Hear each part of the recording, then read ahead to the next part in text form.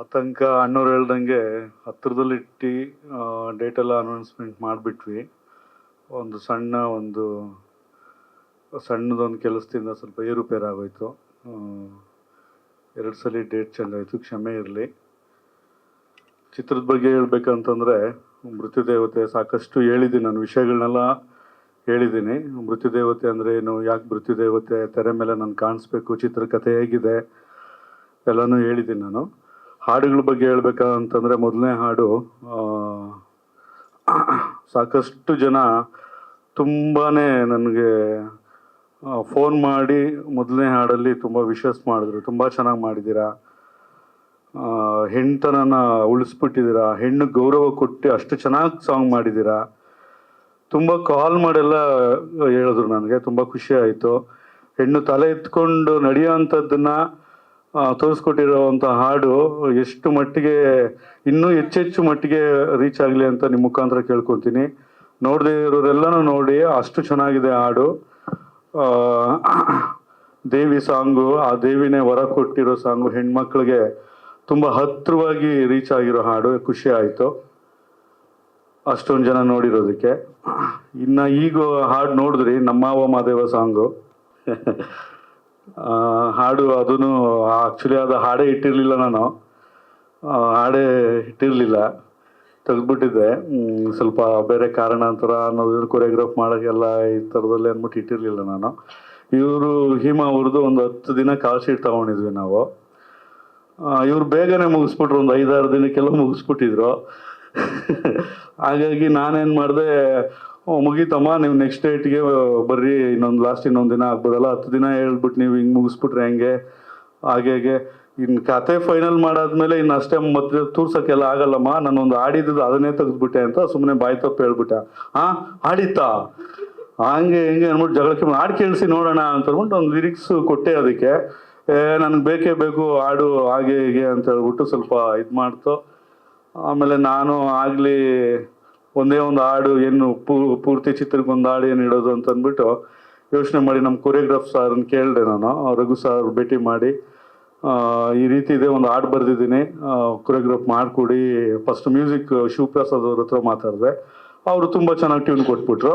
Tune ಕೇಳಿಸ್ತು, ನನಗೂ ಇಷ್ಟ ಆಗೋಯ್ತು. ಹಾಗಾಗಿ ಹಾಡು ಬಂದ್ಬಿಡ್ತು. ಆಮೇಲೆ ಕೊರಿಯೋಗ್ರಾಫರ್ ಹತ್ರ ಕೂತ್ಕೊಂಡು ಇವಳೇ ನಾನಂತೂ ಡ್ಯಾನ್ಸ್ ಬರೋಲ್ಲಪ್ಪ ನನಗೆ, ಸುಮ್ಮನೆ ನಾನು ಅವಳು ಆಡ್ಕೊಂಡು ಹೋಗ್ಬಿಡ್ಲಿ, ಒಂದು ಕೊರಿಯೋಗ್ರಾಫ್ ಮಾಡ್ಬಿಡು, ಸ್ವಲ್ಪ ಆಟ ಮಾಡ್ತದ ಹೆಣ್ಮಗ ಅಂತ ಹೇಳಿದ್ದೆ. ಅಣ್ಣವರು ಮತ್ತು ನಮ್ಮ ದೇವ ಅಣ್ಣವ್ರು ಇಬ್ಬರು ಸೇರಿಸ್ಬಿಟ್ಟು ನನ್ನ ಹಾಕೊಂಡು ತಳ್ಬಿಟ್ರು. ಸುಮ್ಮನೆ ನಡ್ಕೊಂಡು ಹೋಗಿ ನಡ್ಕೊಂಡು ಬಾ ಅಂತ ಅಂದ್ಬಿಟ್ಟು ಮಾಡ್ಬಿಟ್ರು. ನನಗೆ ಡ್ಯಾನ್ಸ್ ಬರೋಲ್ಲ, ಬೇಡಪ್ಪ ಅಂತ ಕೊರಿಯೋಗ್ರಾಫರ್ ಹತ್ರ ಹೇಳಿದೆ ನಾನು. ಅವ್ರು ಕೇಳಿಲ್ಲ. ಆಮೇಲೆ ಇವಳೇ ತೋಟದಲ್ಲೆಲ್ಲ ಆಡ್ಕೊಂಡು ಮಾವನ್ನ ಹೊಗಳ್ಕೊಂಡು ಮಾವನ್ನ ಮೀಟ್ ಮಾಡೋಕ್ಕಂತ ಹೋಗೋ ಥರ ಮಾಡಿಕೊಡೋಣ ಅಂತ ನಮ್ಮ ಕೊರಿಯೋಗ್ರಾಫರ್ ರಘು ಅಣ್ಣನ ಕೇಳಿದೆ. ಅವ್ರು ನನ್ನ ಇರಿಸಿ ಹಾಡು ಮಾಡಿದ್ರು, ಚೆನ್ನಾಗಿದೆ, ಎಲ್ಲ ಖುಷಿ ಆಗ್ತದೆ ನೋಡಿ, ನಿಮಗೂ ಇಷ್ಟ ಆಗ್ತದೆ ಅನ್ಕೋತೇನೆ. ಆ ರೀತಿ ಹಾಡು ಬಂತು. ಇನ್ನು ನಾನು ಮೂವಿ ಟ್ರೈಲರ್ ಬಗ್ಗೆನೂ ಹೇಳ್ಬಿಡ್ತೀನಿ, ಟ್ರೈಲರ್ ಹೇಗಿದೆ ಅನ್ನೋದು. ತುಂಬ ಚೆನ್ನಾಗಿ ಬಂದಿದೆ ಟ್ರೈಲರು, ಅದೂ ತುಂಬ ಜನ ವೀಕ್ಷಣೆ ಮಾಡ್ತಿದ್ದಾರೆ. ಇನ್ನೂ ಹೆಚ್ಚೆಚ್ಚು ಜನ ವೀಕ್ಷಣೆ ಮಾಡಿ ಅಂತ ಹೇಳ್ತೇನೆ. ಮೂವಿಗೆ ಒಂದು ಪ್ರಧಾನವಾದದ್ದು, ಮೂವಿ ಬಿಡಲಿಕ್ಕೆ ಮುಂಚೆ ಬೇಕಾಗಿರೋದು ಏನು, ಹಾಡು ಮತ್ತು ಟ್ರೈಲರ್. ಅದು ಎಷ್ಟು ಅಚ್ಚುಕಟ್ಟಾಗಿ ನಾನು ಪ್ರೆಸೆಂಟ್ ಮಾಡಿದ್ದೀನಿ ಅನ್ನೋದು ಜನಗಳಿಗೆ ಗೊತ್ತಾಗಲಿ ನಿಮ್ಮ ಮುಖಾಂತರ. ಯಾಕೆ ಈ ವಿಷಯ ಟ್ರೈಲರ್ ಬಗ್ಗೆ ಏನು ಹೇಳ್ತೀನಿ ಅಂತಂದರೆ, ನಾನು ಜನಗಳು ಏನೋ ನಾನು ಪಿಕ್ಚರ್ ಮಾಡ್ತಿರೋ ಹೇಳೋರು, ಏನು ಪಿಕ್ಚರ್ ಮಾಡ್ತೀಯಪ್ಪ, ಮೊದಲು ಹಳೆ ದಿನಗಳಲ್ಲಿ ಪಿಕ್ಚರ್ಗಳು ಹತ್ಕೊಂಡು ಕುತ್ಕೊಂಡು ನೋಡ್ಕೊಂಡಿದ್ವಿ, ಕಣ್ಣಲ್ಲಿ ನೀರು ಒರೆಸ್ಕೊಂಡು, ಆ ಥರ ಎಮೋಷನ್ ಮೂವಿ. ಹಳೇದಲ್ಲಿ ಇವಾಗ ನೀನು ಏನಕ್ಕೆ ಮಾಡಿದೆ, ಪಿಕ್ಚರ್ ಬೇರೆ ಮಾಡ್ತಿದ್ದಿ, ಏನಕ್ಕೆ ಮಾಡ್ತೀಯಪ್ಪ ಅಂತ ಅಂದ್ಬಿಟ್ಟು ಅವರೇ ಒಂದು ಕೊಡೋರು ನನಗೊಂದು ವಿಷಯ ಹೇಳೋರು. ಪಿಕ್ಚರ್ ಅಂದರೆ ಹಿಂಗಿರಬೇಕು, ಒಂದು ಎಮೋಷನ್ ಇರಬೇಕು, ಒಂದು ಹಳೆ ಪಿಕ್ಚರ್ಗಳ ಥರ ಇರಬೇಕು, ಒಂದು ಕಾಡು ಇರಬೇಕು, ಒಂದು ದೇವದ ಥರ, ಒಂದು ವಿಶ್ ಫಿಲಮ್ ಎಲ್ಲ ಒಂದು ಅಷ್ಟು ಜನ ಹೇಳಿದ್ರು. ಅವ್ರವ್ರ ಗುಣಮಟ್ಟನ ಒಂದು 10-15 ಜನಗಳಲ್ಲಿ ಕೇಳ್ಪಟ್ಟೆ ನಾನು. ಹಿಂಗಿರ್ಬೇಕು ಮೂವಿ, ಈ ಥರ ಇರಬೇಕು, ಆ ಥರ. ಅಂದರೆ ನಾವು ಸಾಮಾನ್ಯ ಜನಗಳಲ್ಲಿ ಮೂವಿ ಅಂತಂದರೆ ಅವ್ರ ಸ್ವಾದಿಷ್ಟತೆ ಎಷ್ಟು ಮಟ್ಟಿಗೆ ಟೇಸ್ಟ್ ಇಟ್ಕೊಂಡಿರೋದನ್ನ ನಾನು ಮತ್ತು ದೇವು ಮತ್ತು ನನ್ನ ಎಡಿಟರ್ ವಿಕ್ರಮ್ ಅವರು ಅದನ್ನೇ ಮೈಂಡಲ್ಲಿ ಇಟ್ಕೊಂಡು ನಾನು ಟ್ರೈಲರ್ ಕಟ್ ಮಾಡಿದೆ. ಪ್ರತಿಯೊಂದೂ ಅವ್ರೇನೇನು ಭಾವಿಸ್ತಾರೆ, ಟೇಸ್ಟ್ ಎಷ್ಟು ಇಟ್ಕೊಂಡಿದ್ದಾರೆ ಅವ್ರ ಗುಣಮಟ್ಟವಾಗಿ ಚಿತ್ರದ ಬಗ್ಗೆ ಅನ್ನೋದನ್ನ ಮನಸ್ಸಲ್ಲಿ ಇಟ್ಕೊಂಡು ನಾನು ಟ್ರೈಲರ್ ಕಟ್ ಮಾಡಿದ್ದೆ. 30 ದಿನ ತಗೊಂಡೆ ಟ್ರೈಲರ್ ಕಟ್ ಮಾಡೋಕ್ಕೇನೆ.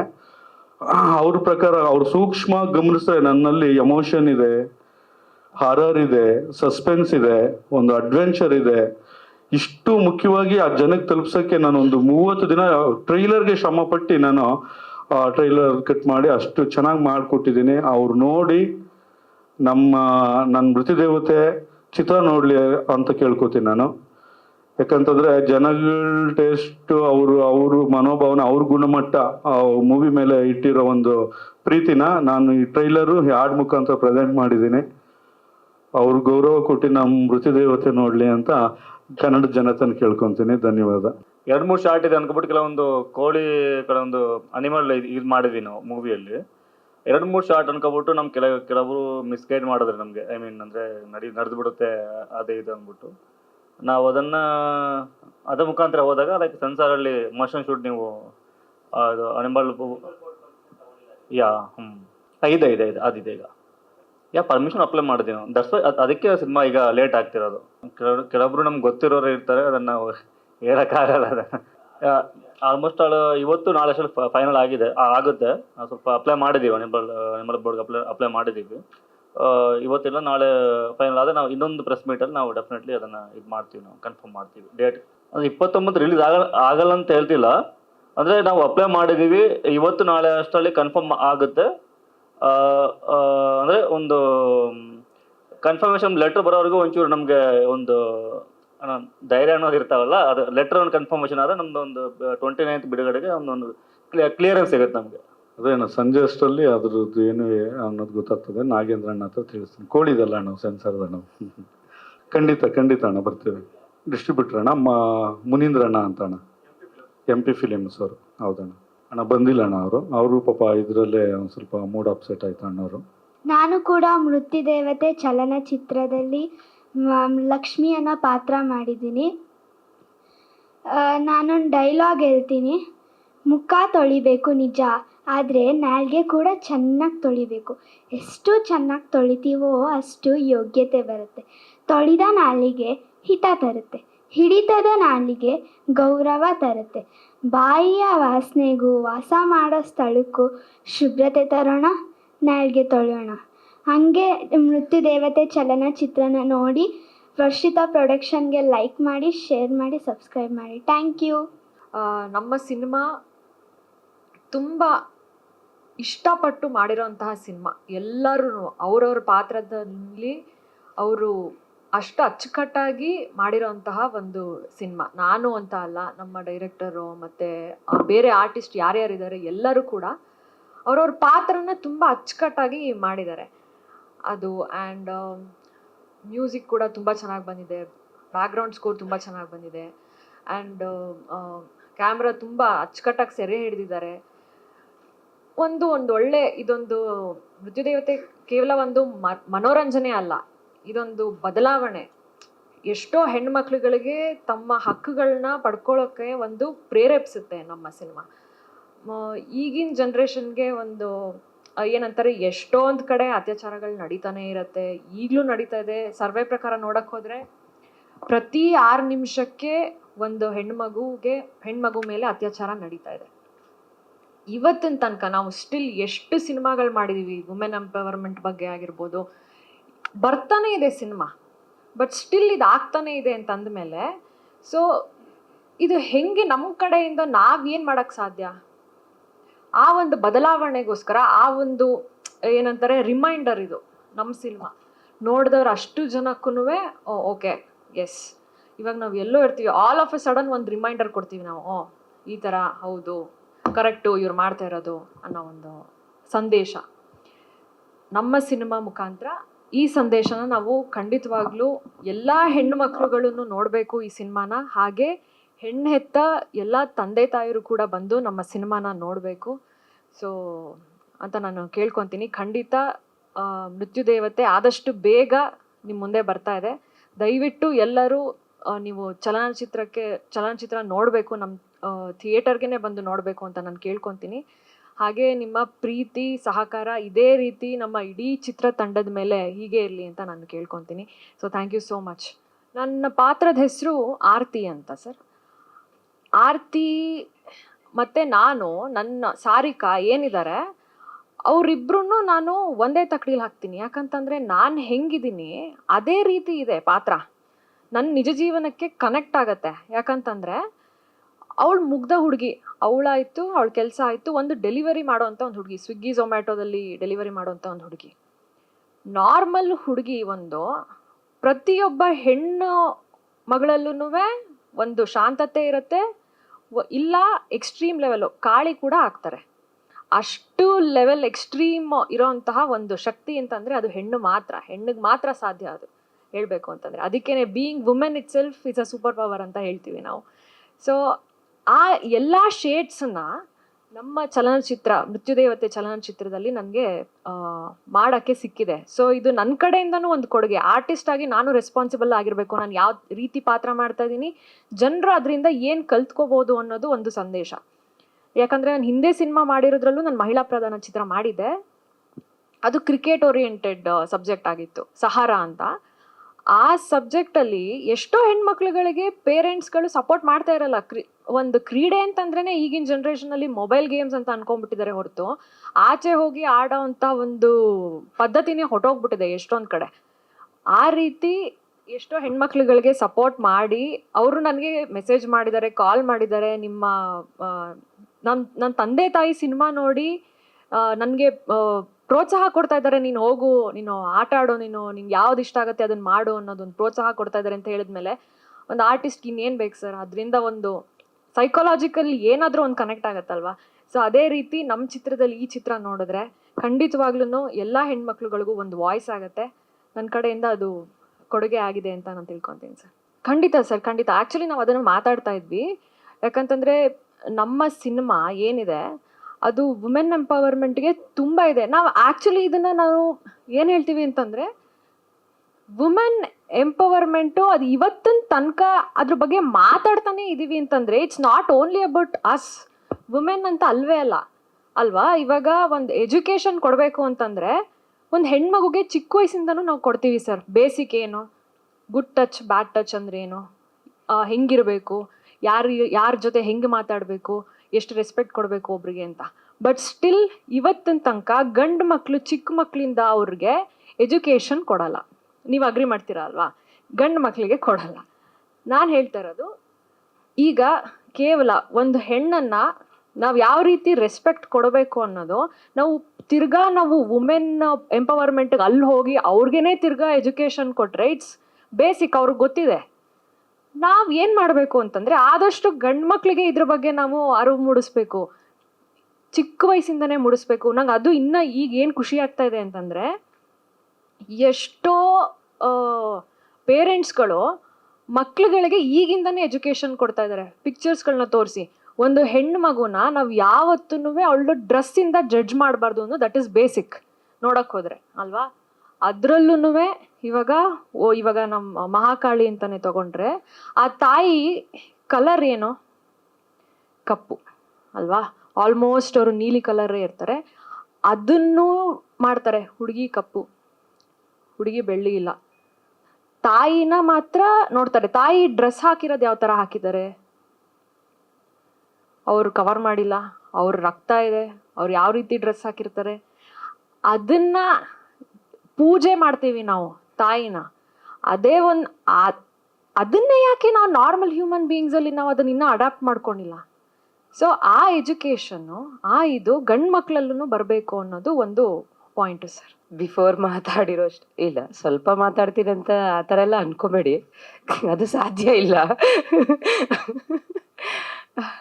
ಬಂದಿರೋವಂಥ ಎಲ್ಲ ಮಾಧ್ಯಮರಿಗೆ ಧನ್ಯವಾದಗಳು. ಈಗ ಆಲ್ರೆಡಿ ತುಂಬ ಸಪೋರ್ಟ್ ಮಾಡಿದ್ದೀರಾ ನಮಗೆ.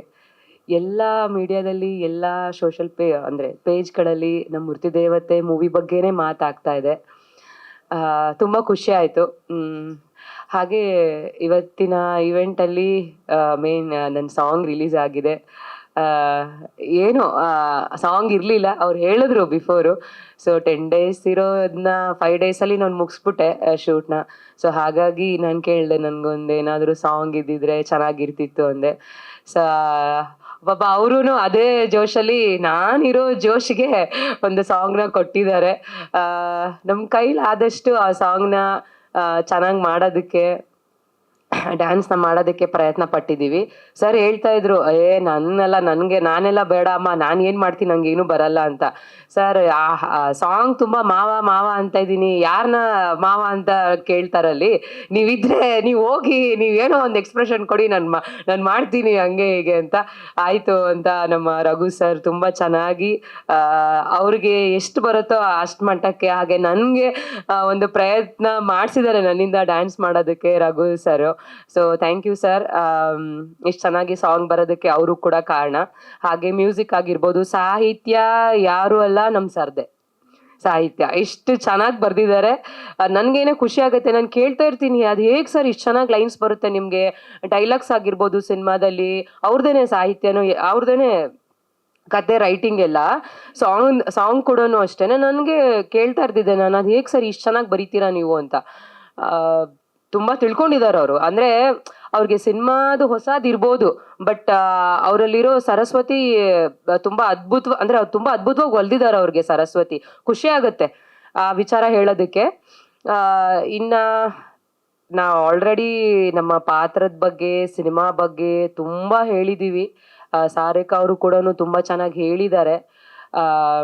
ಅದೇ ಎಲ್ಲ ಹೆಣ್ಮಕ್ಳು ಎಲ್ಲ ಕ್ಷೇತ್ರದಲ್ಲಿ, ಎಲ್ಲ ಪರಿಸರದಲ್ಲಿ, ಅಂದರೆ ಯಾವ ಕಡೆ ಹೋದ್ರೂ ಈ ಚಿಕ್ಕ ಪುಟ್ಟ ಇಲ್ಲ ದೊಡ್ಡದಾಗಿ ಫೇಸ್ ಮಾಡ್ತಾನೆ ಇದ್ದಾರೆ. ಅದು ಸಿನಿಮಾನೇ ಆಗಿರ್ಬೋದು, ಇಲ್ಲ ಕಾರ್ಪೊರೇಟ್ ಆಗಿರ್ಬೋದು, ಯಾವ ಕೂಡ ಎಲ್ಲಿ ಕೂಡ ಆಗಿರ್ಬೋದು. ಬಟ್ ಎಲ್ಲರೂ ಅದಕ್ಕೆ ಸ್ಟ್ಯಾಂಡ್ ತಗೊಳ್ಳಲ್ಲ. ಅಂದರೆ ಫೇಸ್ ಮಾಡ್ತಾರೆ, ಒಂದು ಅದು ಅಸಹ್ಯವಾಗಿರುವಂಥ ಒಂದು ಪರಿಸ್ಥಿತಿನ ಫೇಸ್ ಮಾಡಿ ಅವರೇ ಸಹಿಸ್ಕೊಂಡು ಮನೆಗೆ ಬಂದು ಅಳ್ತಾರೆ, ಇಲ್ಲ ಯಾರ ಹತ್ರನೂ ಹೇಳಲ್ಲ, ಆ ಥರ ಎಲ್ಲ ಫೇಸ್ ಮಾಡ್ತಿರ್ತಾರೆ. ಸೊ ನಮ್ಮ ಮೂವಿ ನೋಡಿದಾಗ ಎಲ್ರಿಗೂ ಬರುತ್ತಾ ಇಲ್ಲ ನಂಗೆ ಗೊತ್ತಿಲ್ಲ ಸರ್, ಬಟ್ ಒಬ್ರು ಇರ್ತಾರಲ್ಲ, ಅಂದರೆ ಹೆಸಿಟೇಟ್ ಮಾಡಿಕೊಂಡು, ಅಯ್ಯಪ್ಪ ನಾನು ಹೆಂಗೆ ರಿಯಾಕ್ಟ್ ಮಾಡಲಿ, ಇಷ್ಟು ಜನದ ಮುಂದೆ ನನ್ನ ಮರ್ಯಾದೆನೇ ಹೋಗ್ಬಿಡುತ್ತೇನೋ, ನಾನೇ ಕೆಟ್ಟೋಳು ಅನ್ಕೋತಾರೇನೋ ಅಂದ್ಕೊಂಡು ತುಂಬ ಜನ ಅದನ್ನು ಸಹಿಸ್ಕೋತಾರೆ. ಬಟ್ ನಮ್ಮ ಮೂವಿ ನೋಡಿದಾಗ ನಿಜವಾಗ್ಲೂ ಅವ್ರಿಗೊಂದು ಡೇರಿಂಗ್ ಬರುತ್ತೆ, ಇಲ್ಲ ಆ ಮೂಮೆಂಟಲ್ಲೇ ನಾನು ಅದಕ್ಕೆ ರಿಯಾಕ್ಟ್ ಮಾಡಬೇಕು, ಸರಿ ಯಾವುದು ತಪ್ಪು ಯಾವುದು ಅಂತ ತಿಳಿಸಿ ಹೇಳಬೇಕು ಆ ವ್ಯಕ್ತಿಗಳಿಗೆ ಅನ್ನೋದು ಖಂಡಿತವಾಗ್ಲೂ ಎಲ್ಲ ಹೆಣ್ಮಕ್ಳು ಮನಸ್ಸಲ್ಲೂ ಬರುತ್ತೆ. ಹಾಗೆ ಹೆಣ್ಮಕ್ಳಿಗೆ ಎಲ್ಲರೂ ಕಾಟ ಕೊಡಲ್ಲ, ಕೆಲವೊಬ್ರು ಇರ್ತಾರೆ, ಏನಂತ ಹೇಳ್ಬೇಕಂತ ಗೊತ್ತಿಲ್ಲ ನನಗೆ ಅಂಥ ವ್ಯಕ್ತಿಗಳಿಗೆ. ಸೊ ಅವ್ರು ಎಕ್ಸ್ಪೆಷಲಿ ಅವ್ರು ನೋಡಬೇಕು ನಮ್ಮ ಮೂವಿನ. ಸೊ ಆಗ ಅದೇ 50 ಜನ 100 ಜನ ಹೆಣ್ಮಕ್ಳು ಆ ಫೀಲ್ನ, ಬ್ಯಾಡ್ ಫೀಲ್ನ ಅನುಭವಿಸ್ತಾರಲ್ಲ, ಸೊ ಅದು ತುಂಬ ಕಮ್ಮಿ ಆಗತ್ತೆ ಅಂತ ನಾನು ಅನ್ಕೋತೀನಿ ಈ ಮೂವಿ ನೋಡಿದಾಗ. ಅದನ್ನು ಹೇಳಕ್ಕೆ ನಾನು ಇಷ್ಟಪಡ್ತೀನಿ, ಆ ಥರ ಅವೇರ್ನೆಸ್ನ ನಾವು ಸೃಷ್ಟಿಸ್ತೀವಿ ಅಂತ. ಸೊ ಸಾರಿ, ನನಗೆ ಆಲ್ರೆಡಿ ಸ್ಟಾರ್ಟ್ ಆಗ್ತಾ ಇದೆ ಕೆಮ್ಮು. ಸೊ ಹಾಗೆ ಇನ್ನು ಮೇನ್ ಅಂದರೆ ನಾವು ಈ ಅವೇರ್ನೆಸ್ ಎಲ್ಲ ಹೇಳಿದ್ದೀವಿ, ಪ್ರೆಸ್ ಮೀಟ್ಗಳೆಲ್ಲ ಹೇಗೆ ಮಾಡಿದ್ದೀವಿ ಏನು ಅಂತ. ಸೊ ನನ್ನ ಪಾತ್ರದ ಬಗ್ಗೆನೂ ನಾನು ಹೇಳಿದ್ದೀನಿ, ಒಂದು ಹಳ್ಳಿ ಹುಡುಗಿ ಪಾತ್ರನ ಮಾಡಿದ್ದೀನಿ. ಸೊ ಮೋಸ ಹೋಗಬೇಕು ಅಂದರೆ ಸಿಟಿಲಿರೋರೇ ಆಗಬೇಕು, ಇಲ್ಲ ಹಳ್ಳಿ ಹುಡುಗಿನೇ ಆಗಬೇಕು ಅಂತ ಏನಿಲ್ಲ. ಮೋಸ ಮಾಡೋರು ಇರೋವರೆಗೂ ಮೋಸ ಹೋಗ್ತಾ ಇರ್ತೀವಿ. ಸೊ ನಾವು ಸ್ವಲ್ಪ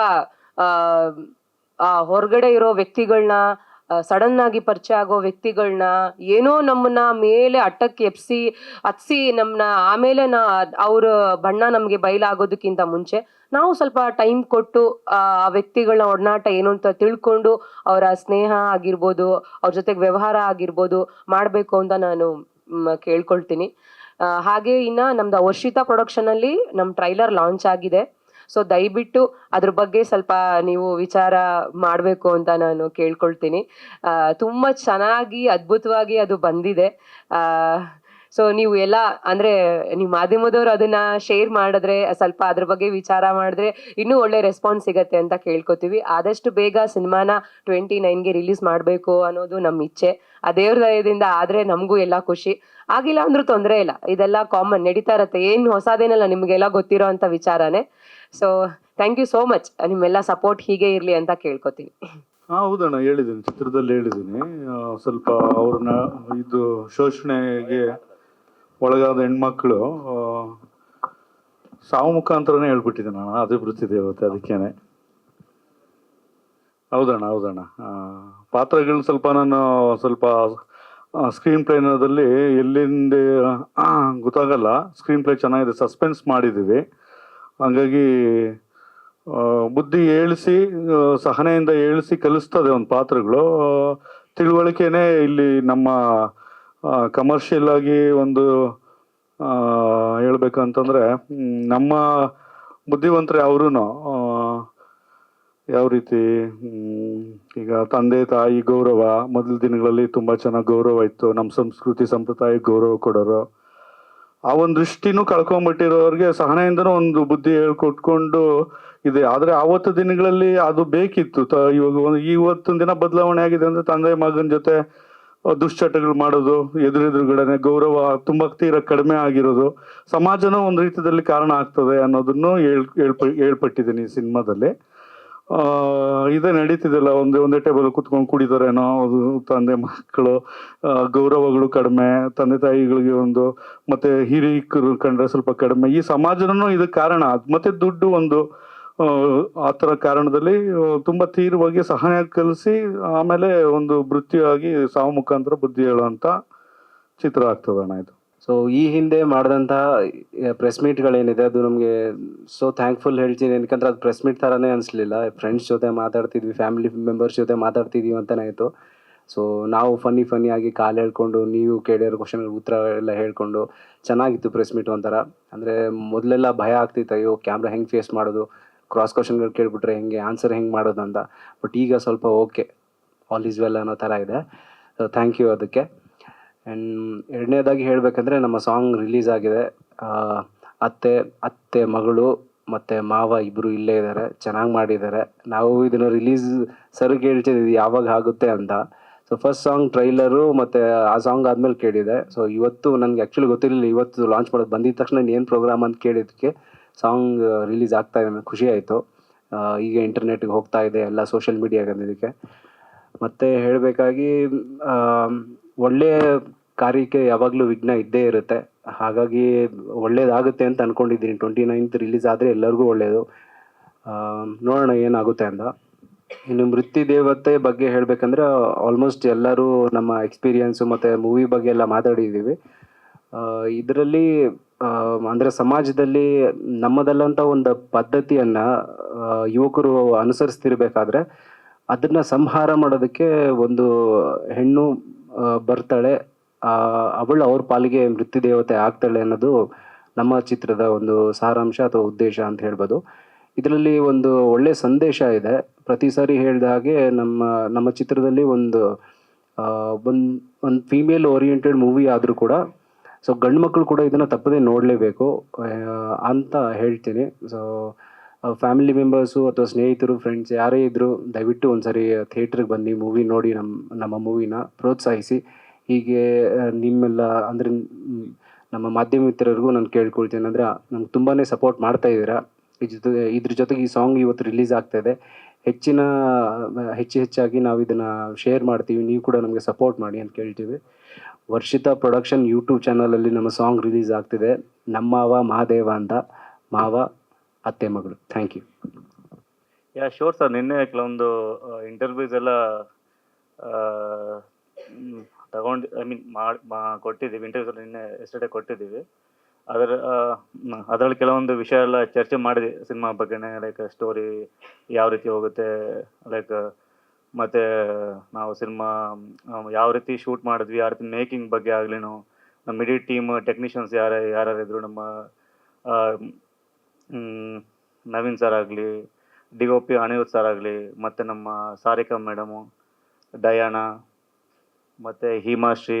ಆ್ಯಕ್ಚುಲಿ ಈ ಸಿನಿಮಾದಲ್ಲಿ ನಾನು ಮಾಹಿನವ್ರ ಬಗ್ಗೆ ತುಂಬ ಅಬ್ಸರ್ವ್ ಮಾಡಿದ್ದೀನಿ. ಆ್ಯಕ್ಚುಲಿ ಟೈಮು ಅಂದರೆ ಅವರು ಆಗಲಿ ಮತ್ತು ನಮ್ಮ ಸಾರಿಕಾ ಮೇಡಮ್ ಆಗಲಿ ತುಂಬ ಅಂದರೆ ಟೈಮ್ಗೆ ಒತ್ತು ಕೊಡೋರು ಅವರು. ಆಲ್ಮೋಸ್ಟ್ ಆಲ್ ಅಂದರೆ ಪ್ರೊಫೆಷನ್ ಆಗಿರೋರು ಸೆಟ್ಟಲ್ಲಿ ಮಾತ್ರ ಲೈಕ್ ಹೇಳಿ ಟೈಮ್ಗೆ ಬರೋರು. ಲೈಕ್ ಅವ್ರದ್ದು ಒಂದು ಕಾಲ್ ಶೀಟ್ ಅಂತ ಇರುತ್ತೆ, ಮಾರ್ನಿಂಗಿಂದ ಈವ್ನಿಂಗ್ ಆ ರೀತಿ ಲೈಕ್ ಅಂದರೆ ತುಂಬ ಒಂದು ಫ್ರೆಂಡ್ಸ್ ಆಗಿ ಬಿಹೇವ್ ಮಾಡಿದ್ವಿ ಫುಲ್ ಸೆಟ್ಟಲ್ಲಿ. ಮತ್ತು ನಮ್ಮ ನವೀನ್ ಸರ್ ಬಗ್ಗೆ ತುಂಬ ಮಾತಾಡ್ಬೇಕು ನಾನು. ಯಾವುದೇ ಇದರ ಪ್ರೆಸ್ ಮೀಟಲ್ಲಿ ಮಾತಾಡಿಲ್ಲ. ಆ್ಯಸ್ ಎ ಬ್ರದರ್ ಆಗಿ ಟ್ರೀಟ್ ಮಾಡಿದ್ದಾರೆ ನನ್ನ. ಲೈಕ್ ಮತ್ತು ಕೆಲವೊಂದು ವಿಷಯ ಕೇಳೋರು ನನಗೆ, ಯಾವ ರೀತಿ ಕ್ಯಾಮ್ರಾ ತೊಗೊಂಡ್ರೆ, ಯಾವ ರೀತಿ ಯೂನಿಟ್ ಯಾವ ರೀತಿ ತೊಗೊಂಡ್ರೆ ಯಾವ ರೀತಿ ಇದಾಗುತ್ತೆ, ಮತ್ತು ನಮ್ಮ ಸ್ಟೋರಿ ಯಾವ